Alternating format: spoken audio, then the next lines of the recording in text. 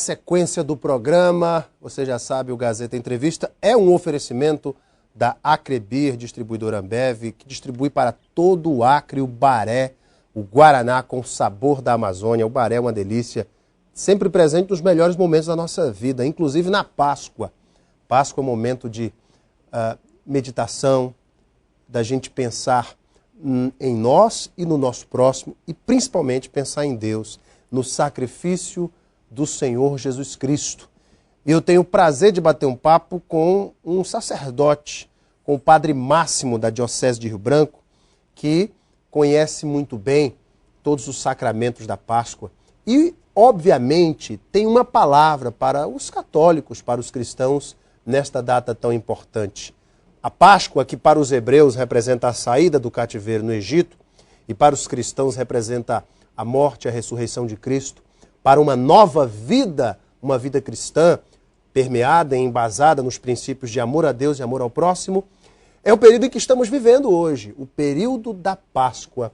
E o Padre Máximo nos traz aqui um pouco da sua vivência, um pouco do significado disso para a gente. Boa noite, Padre. Tudo bem? Boa noite, Alain. Tudo bom? É uma feliz Páscoa para você e para todos os seus familiares. Para o senhor também. Prazer conhecê-lo pessoalmente.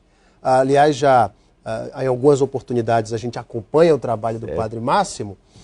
Padre Máximo que é italiano, Padre. Eu sou italiano, mas faz 36 anos que eu moro, trabalho e vivo apaixonadamente aqui no Acre. Já é um italiano acriano. Acrianizado. De que região da Itália? Florença. Florença. É o coração da arte, terra da cultura Da Vinci, italiana. Terra dos Dante pintores, Alighieri, de Alighieri. Giotto. Só gente fina. Gente fina. Aliás, quem visita a Itália e quem vai a Roma não pode deixar de conhecer a Capela Sistina no Vaticano, que é uma obra maravilhosa, uma obra que demorou, se eu não me engano, 4 a 5 anos para ficar pronta. Certo. E que provocou no artista, que foi o Michelangelo. Michelangelo Buonarroti. Inclusive problemas de visão. Ele quase fica cego, porque ele pintava deitado, Padre. Aquela magnífica obra da Capela Sistina. Mas, Padre, vamos falar da Páscoa, né? Certo. A Páscoa realmente é uma festa antiga. No Antigo Testamento nós encontramos as famílias que se reuniam todos os anos para festejar a passagem da escravidão para a libertação. Para a Terra Prometida. Terra Prometida, que foi uma grande luta. E depois de 400 anos de escravidão, aí houve aquela festa da libertação, que devia ser lembrada a cada ano, comendo um cordeiro com ervas amargas. Pães asmos. Com os pães ázimos, quer dizer, sem fermento, tudo feito às pressas, comendo em pé, e assim correndo para a Terra Prometida, através da passagem do Mar Vermelho. Agora, tudo isso se repete até Jesus, sendo que Jesus se coloca no lugar do Cordeiro. Ele mesmo diz, ele é o Cordeiro de Deus que tira o pecado do mundo, conforme João Batista apontou para ele. E nós não comemos o cordeiro, o animal, mas comemos Jesus, feito carne por todos nós, alimento, Eucaristia. Por isso que existe o sacramento da Eucaristia, quando o católico recebe a hóstia, e ainda hoje muitos acreditam na transubstanciação. Claro. Ainda é uma doutrina pregada pela Igreja Católica? Nós temos a doutrina da transubstanciação, quer dizer, aquela substância do pão é substância do corpo. Aquela substância do vinho agora é substância do sangue de Jesus. É por isso que nós adoramos a Eucaristia. Para nós não é mais pão e vinho, mas é realmente o corpo e o sangue de Jesus. Porque ele mesmo falou, tomai e comei, isto é o meu corpo. Não é que representa, não representa, é mesmo o corpo de Jesus que é dado por todos aqueles que têm fé e o recebem como alimento. Padre, a Páscoa fala de um sacrifício em prol de uma nova vida. Alguém que se doa para que outros possam ter uma nova vida, uma nova razão de viver. E nós temos visto ultimamente, e a grande imprensa nacional tem mostrado o problema das drogas em Rio Branco. Talvez seja uma das maiores mazelas sociais da nossa capital e do nosso estado. O oxidado, o crack, a maconha, a cocaína, a pasta base, são elementos que têm dizimado a vida de muitos jovens e destruído muitas famílias. Como é que a Igreja Católica, neste momento de celebração da Páscoa, avalia esse problema? Antes de tudo, é o mecanismo de morte que nós estamos assistindo e está querendo contaminar a todos nós. Mas nós, pela pregação de Jesus, pela vivência sacramental, pelo seguimento do Evangelho, nós proclamamos a graça do Senhor e os mecanismos de vida. Nós queremos que, através de uma fé vivida, aprofundada, praticada, nós possamos realmente criar sinais de vida, vida em abundância. Então, é realmente uma fé que não é uma religião de aparência, mas uma fé viva.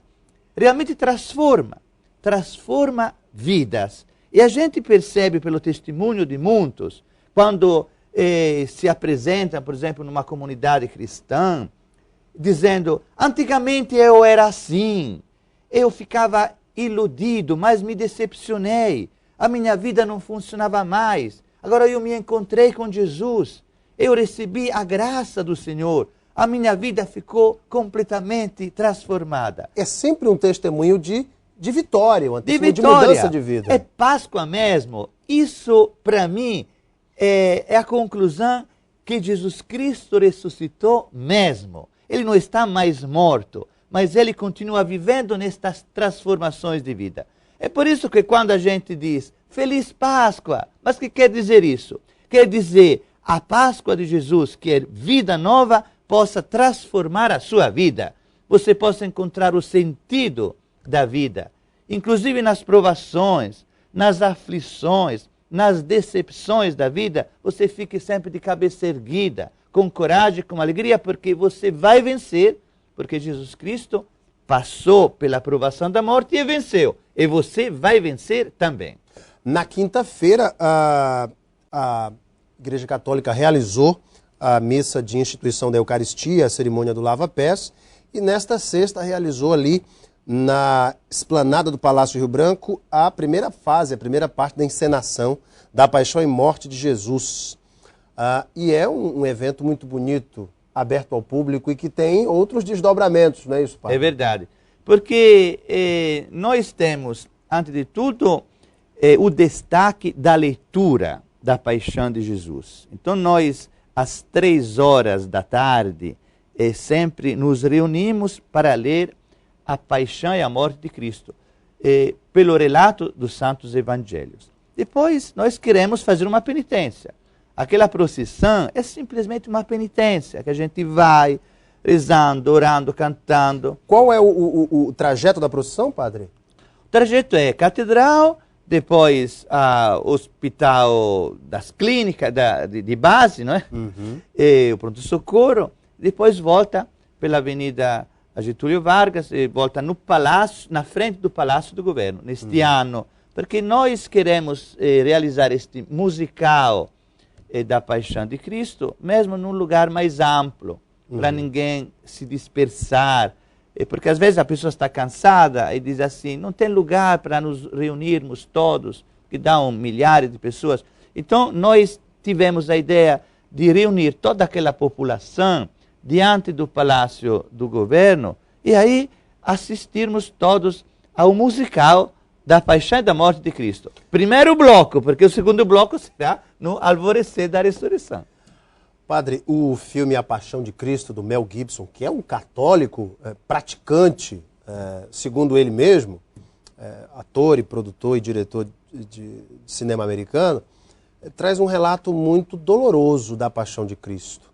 E, segundo as pesquisas, na própria Judéia, onde ele fez o seu trabalho de campo, aquele sacrifício, as chicotadas com as pontas de osso e de metal, foi exatamente aquilo que Jesus sofreu. E cada chicotada daquela tinha um significado.